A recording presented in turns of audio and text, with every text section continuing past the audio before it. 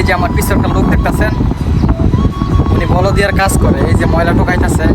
তো এখন যাবো আমি গিয়ে ওনার দাওয়াত দিমু যে আপনার দাওয়াত আমার রুমে একবেলা খাইবেন, দেখি উনি রাজি হয় না।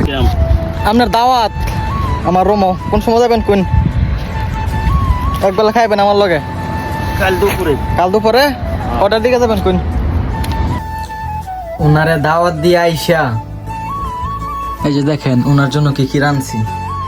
ডিম বোনা করছি, গরু মাংস রাঁধছি, তারপরে ডাউল রাঁধছি, তারপরে সাদা ভাত।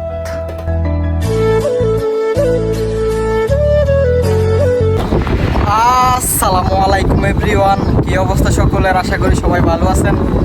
এই যে আমার পিছনে একটা লোক দেখতেছেন, উনি বলদিয়ার কাজ করে, এই যে ময়লা টোকাইতেছে। তো এখন যাবো আমি গিয়ে ওনার দাওয়াত দিমু যে আপনার দাওয়াত আমার রুমে একবেলা খাইবেন, দেখি উনি রাজি হয় নাকি। আপনারা দেখতে থাকেন ভিডিওটা। এই যে উনি এই রোদের মাঝে পেপার টোকাইতেছে, বইয়ের পাতা আছে না, এইগুলা বস্তার মাঝে ভরতাছে। আমার অনেক দিনের শখ ওনাকে নিয়ে রুমে একবেলা খাওয়ামু। আসসালামু আলাইকুম। হ্যাঁ,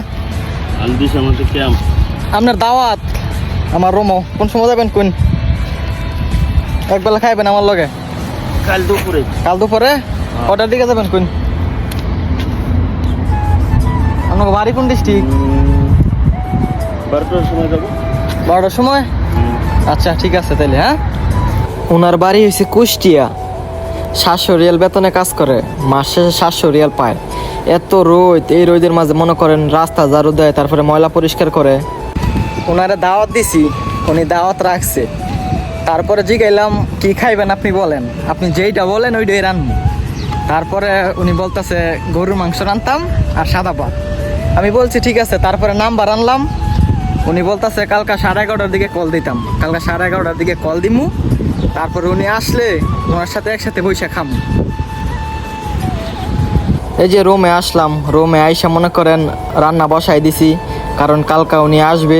গরুর মাংস রানমু, তারপরে ডিম রানমু, ডাউল রানমু, সব কিছু রেডি করে রান্না বসাই দিলাম। ওনারে দাওয়াত দিয়ে আইসা এই যে দেখেন ওনার জন্য কি কি রাঁধছি। ডিম বোনা করছি, গরু মাংস রাঁধছি, তারপরে ডাউল রাঁধছি, তারপরে সাদা ভাত। সব রান্না রেডি। কালকা দুপুরে উনি আসলে ওনার সাথে বসে খামু। মানুষ কত খারাপ, ওনারে কালকে আমি দাওয়াত দিছি, উনি বলছে আসবে। কটার দিকে আসবেন?